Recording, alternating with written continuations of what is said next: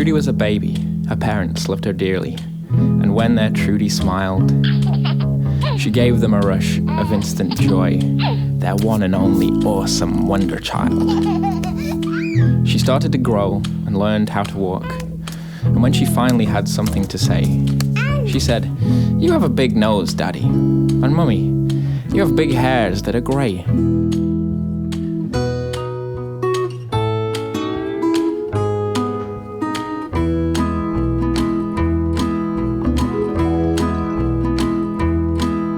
Trudy's parents were hurt.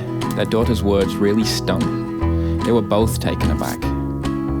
But then Trudy's mum said, "Our daughter's right, my love. My hair's no longer black." And Trudy's dad sniffed, "Well, I never noticed it before, but my sniffer's kind of big." What more can we ask for than a child who tells the truth? And then they all danced a jig.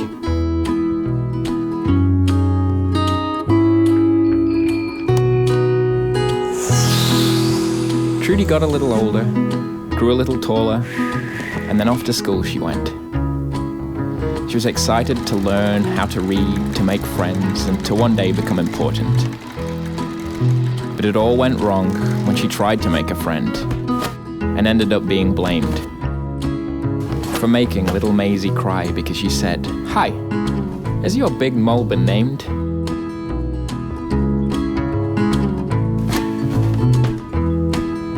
Trudy came home from school later that day with a letter pinned to her coat. She hadn't learned to read yet, so all she could do is present her parents with the note. They were rattled that their one and only had been so horribly uncouth. They said, "If you have nothing nice to say, please don't, even if it's the truth."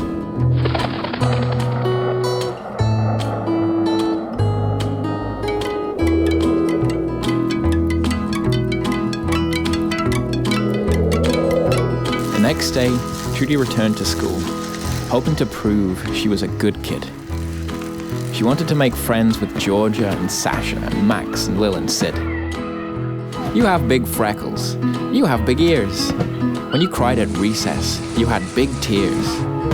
You have big eyebrows. You have big hair. You have big lips and you're eating a big pear."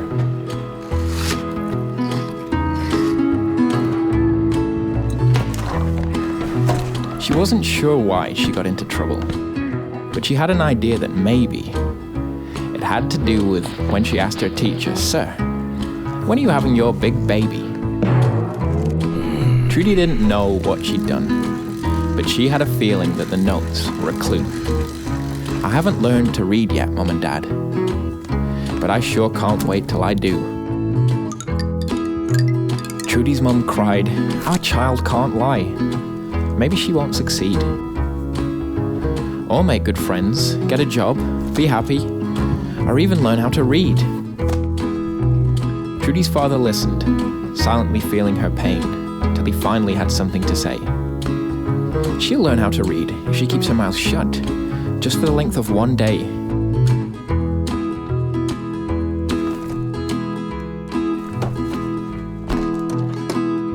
Trudy left for school feeling happy and hopeful, a great feeling in her gut. She wore a new dress, her hair was nicely curled, and her mouth was zippered shut. She kept to herself, didn't stare or point, till she rounded the corner and saw something enormous and round that popped right out. It was the most magnificent eyeball. The zipper ripped open, and Trudy shouted out, "That's the biggest eyeball in the whole world!" The man attached to the eyeball stopped and said to her, "Why, thank you, little girl. It's what makes me special. It's my most wonderful trait. Because of it, I am so proud. What makes you marvelous? What do you have to show off? What makes you stand out from a crowd?" Trudy thought for a moment. "I don't have big ears. I don't have big teeth or big toes. I don't have a big eyeball." She started to cry. "I don't even have my father's big nose." As her mouth opened wide, the man could see her teeth as she cried, her tongue, her uvula, and tonsils just south. And that's when the man knew what made her great. Little girl, why, it's your big mouth. Trudy stopped crying, brushed her tears away, and slowly smiled up at the man. It was the biggest, the most brilliant of smiles that ever shone across this great land. Before he left, he told her that people can be silly, sometimes overly sensitive. So make sure they know it is a compliment that you are meaning to give.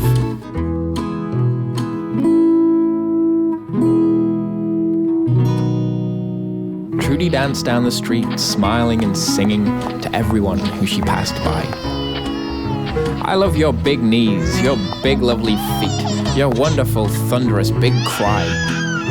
At school, Trudy learned how to read and write, and finally made friends at recess. And for the first time, came home to her parents without notes pinned to her dress.